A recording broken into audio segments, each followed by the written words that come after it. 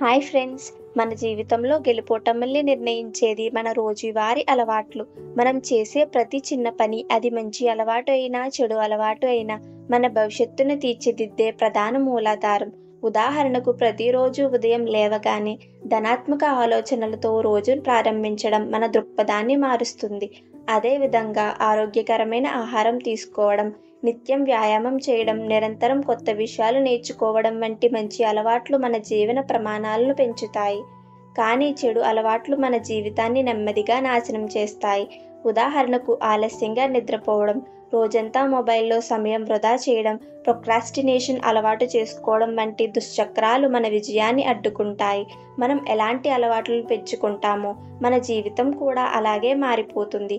అందుకే మీరు మారాలంటే ముందుగా ఈ విషయాన్ని ఇంకా స్పష్టంగా అర్థం చేసుకోవడానికి ఓ చక్కటి కథను పరిశీలిద్దాం.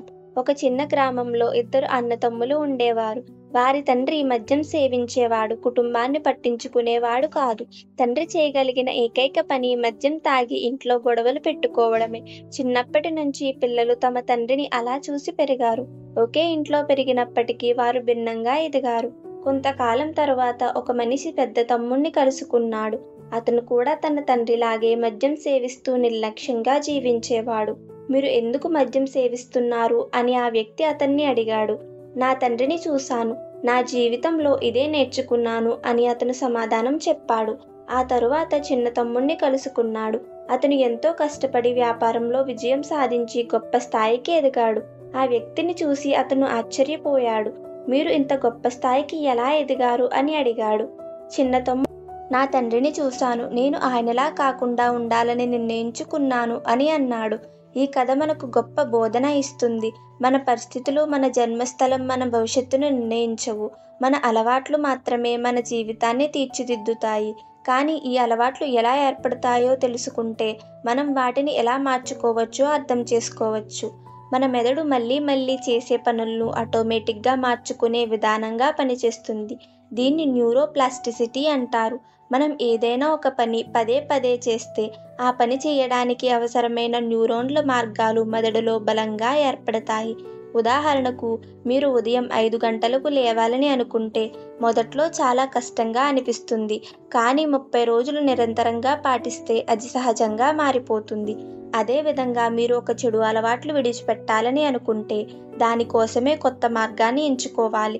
శాస్త్రవేత్తల ప్రకారం ఒక కొత్త అలవాటును మన జీవనశైలిలో స్థిరంగా మార్చుకోవడానికి 21 నుండి 30 రోజులు పట్టవచ్చు. కానీ పూర్తిగా అలవాటు చేసుకోవడానికి 90 రోజులు పట్టవచ్చు. ఇప్పుడు మనకు అలవాట్లు ఎలా ఏర్పడతాయో అర్థమైంది. కానీ వాటిని మార్చడం కోసం మనం తీసుకోవాల్సిన చర్యలు ఏమిటి అనేది తెలుసుకుందాం. మన అలవాట్లను మార్చుకోవాలంటే కొన్ని ముఖ్యమైన మార్గదర్శకాలను అనుసరించాలి. Number 1, trigger. మీరు కొత్త అలవాట్లను ఏ సమయంలో చేసుకుంటున్నారో నిర్ణయించుకోండి. ఉదాహరణకు, టీ తాగిన వెంటనే 5 నిమిషాలు పుస్తకం చదువుతాను అని నిర్ణయించుకోండి. Number 2, routine. ప్రతిరోజు అదే పని ఒకే సమయానికి చెయ్యండి. Number 3, reward. మీరు మంచి అలవాటు పాటించిన తర్వాత మీకు ఆనందాన్ని కలిగించే చిన్న బహుమతిని ఇవ్వడం, అంటే మీకు నచ్చే పని చెయ్యండి. Number 4, consistency.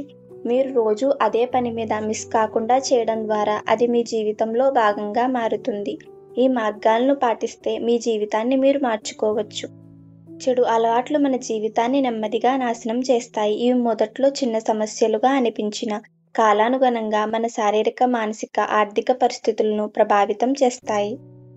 ఉదాహరణకు, ప్రొక్రాస్టినేషన్ అంటే పనులు వాయిదా వేసే అలవాటు. దీని కారణంగా మనం ఉన్న అవకాశాలను కోల్పోతాం. ఇది విద్య, ఉద్యోగం, వ్యక్తిగత లక్ష్యాలలో అపజయానికి దారితీస్తుంది. ఒక చిన్న పని కూడా ముందుగా చేయలేకపోతే అది పెరుగుతూ భారంగా మారుతుంది.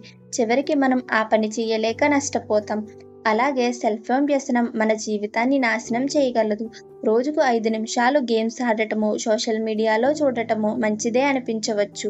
కానీ అదే అలవాటు రోజు గంటల కొద్దీ పెరిగితే మన ఫోకస్ తగ్గిపోతుంది. చదవడం, పని చేయడం, కొత్త విషయాలు నేర్చుకోవడం తగ్గిపోతాయి. ఇది మానసిక ఒత్తిడి, తక్కువ ఆత్మవిశ్వాసానికి దారితీస్తుంది. ఇంకా ఆరోగ్యాన్ని నిర్లక్ష్యం చేయడం కూడా ఒక చెడు అలవాటే.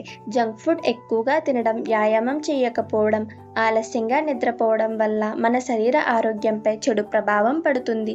చాలామంది చెడు అలవాట్ల ప్రభావం వెంటనే అర్థం కాదు. కానీ సంవత్సరాలు గడిచిన తరువాత అనారోగ్యం, డిప్రెషన్, జీవన నాణ్యత తగ్గిపోతాయి.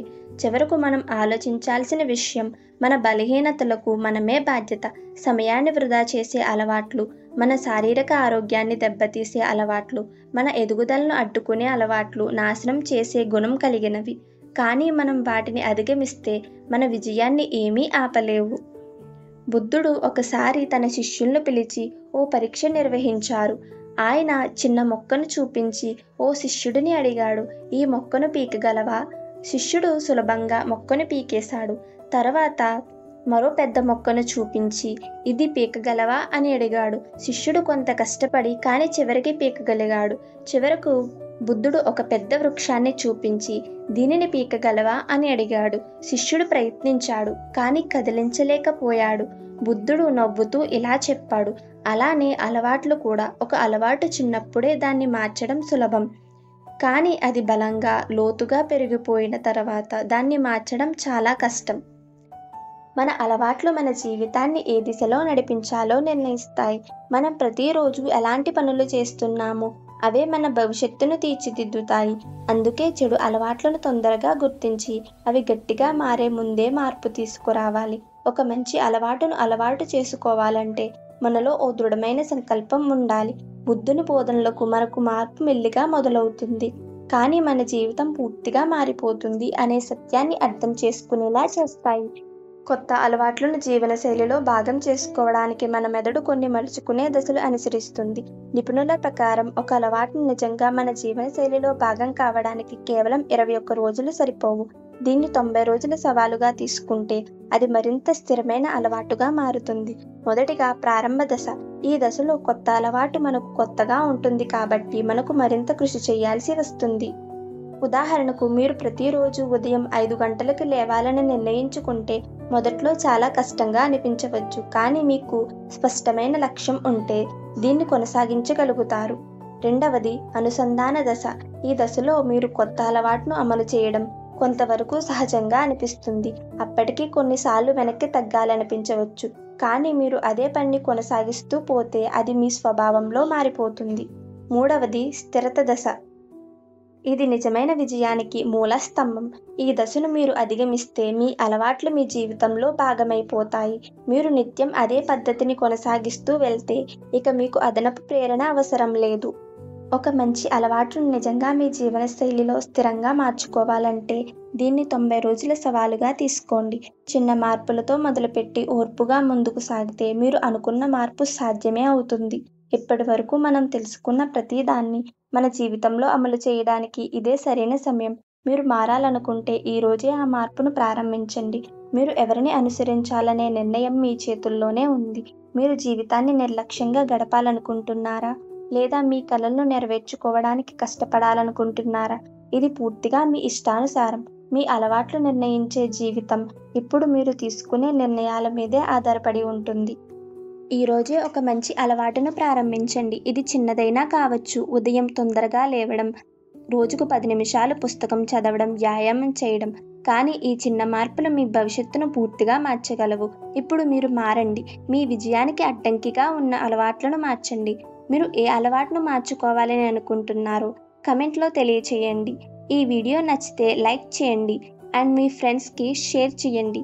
ఇలాంటి మరింత మంచి కంటెంట్ కోసం మా ఛానల్ని సబ్స్క్రైబ్ చేసి బెల్ ఐకాన్ని యాక్టివేట్ చేసుకోండి. మీరు మారితే మీ భవిష్యత్తు కూడా మారుతుంది.